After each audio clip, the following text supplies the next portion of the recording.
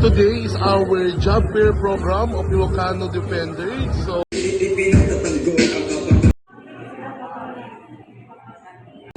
So ayan, isa na naman ang pinagpala ngayong araw na ito at nakuha na naman sa project ng Ilocano Defenders. So sir, kumusta po naman yung inyong interview?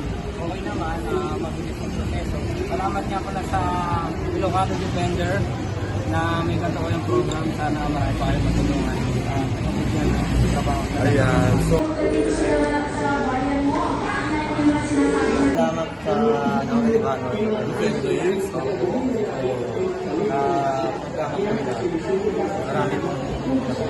Marami na po. So, ayan.